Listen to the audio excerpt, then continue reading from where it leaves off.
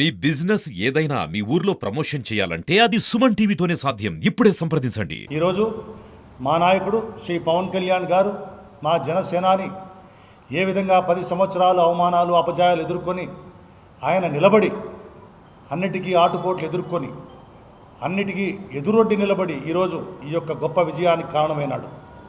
ఈ విజయం మామూలు విజయం కాదు, చరిత్రలో లెక్కించదగ్గ విజయం ఇది.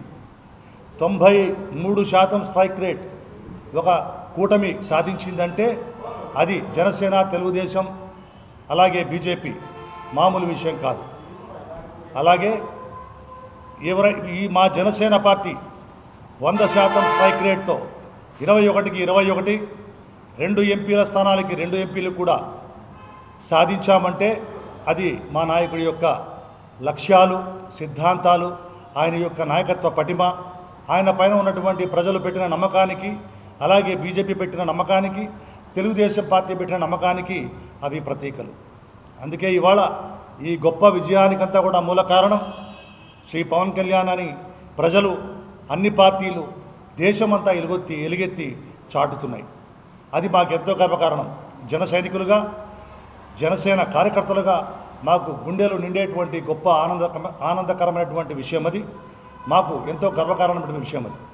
అటువంటి నాయకుడి యొక్క ఆధ్వర్యంలో, నాయకత్వంలో మేము పనిచేస్తున్నందుకు మేమెంతో గర్విస్తూ, ఇంకా రాబోయే భావితరాలకి మంచి సుపరిపాలన అందించాలని, మా నాయకుడి నాయకత్వంలో మేమంతా పనిచేయాలని, ప్రతి ఒక్కరికి కూడా కుల మతాలకు అతీతంగా, అందరికీ పార్టీలకు అతీతంగా ప్రతి ఒక్కరికి కూడా మేలు చేయాలని, పారదర్శకమైన పాలన, జవాబుదారీ పాలన అందించడంలో మా నాయకుడు ముందుంటారని, ఆయన అడుగుజాడల్లో మేము నడుస్తామని మేమందరం కూడా ప్రజలందరికీ తెలియజేస్తున్నాం. కూటమిలో మేము మీ దగ్గరికి వచ్చినప్పుడు, ఇంటింటికి వచ్చినప్పుడు, గుండెను తట్టినప్పుడు మీకు తెలియజేయడం జరిగింది. కూటమి ధర్మాన్ని, పొత్తు ధర్మాన్ని మేము పాటిస్తున్నాం. మీరు నమ్మండి, కూటమికి బలంగా నిలబడుతుంది. డబుల్ ఇంజన్ సర్కార్ ఆంధ్రప్రదేశ్లో ఈ ఎన్డీఏ ప్రభుత్వం, అలాగే ఢిల్లీలో కూడా ఎన్డీఏ ప్రభుత్వం, 2 డబుల్ ఇంజన్ సర్కార్ ద్వారా మన రాష్ట్ర భవిష్యత్తుకి బలమైనటువంటి పురోగతి, అభివృద్ధి ఉంటుంది. దానికి పవన్ కళ్యాణ్ గారు జవాబుదారీగా ఉంటారు. పవన్ కళ్యాణ్ గారే దానికి ముందు నడిపిస్తారని కూడా మేము చెప్పడం జరిగింది.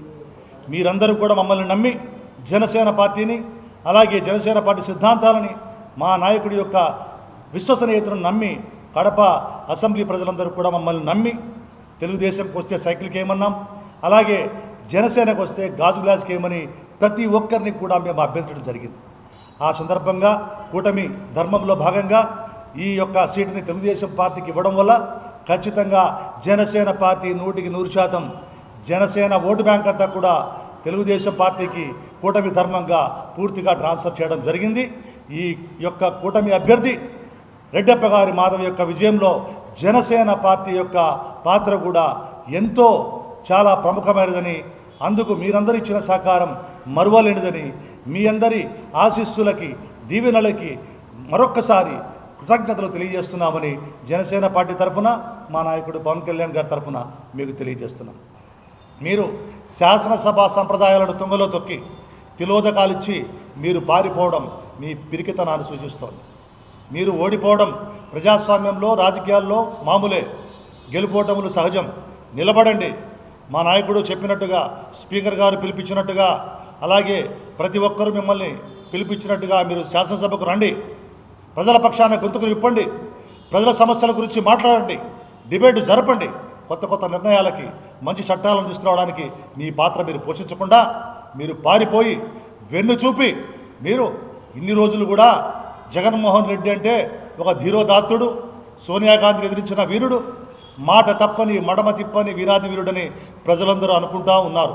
కానీ మీలో నిజమైనటువంటి వ్యక్తిత్వం బయటకు వస్తుంది. ఇప్పుడు మీరు అసలే పిరికివారా, చేతగాని వారా, దద్దమ్మనా మీరు అని కనుక మీరు ప్రూవ్ చేయదలుచుకుంటే శాసనసభకు వెళ్లకుండా మీరు పోయి బెంగళూరు ప్యాలెస్లో దాంకోండి.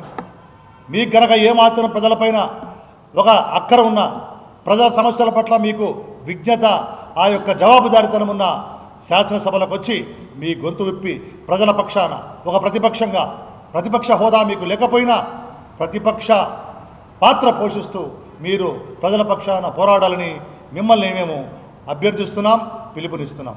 అలాగే మీ అరాచకాలు ఆగడాలకి ఈరోజు మేము గతంలో కూడా చెప్పాం, మీ యొక్క ఆధ్వర్యంలో పోలీస్ వ్యవస్థ పూర్తిగా మీకు కొమ్ము కాసింది.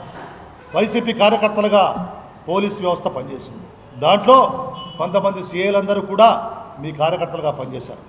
నేను గతంలో కూడా చెప్పాను, మీ ప్రభుత్వంలో వైసీపీ అరాచక అవినీతి ప్రభుత్వంలో తహసీల్దార్లలో 130% మంది 100 కోట్ల పైన సంపాదించారని మేము తెలిపాం.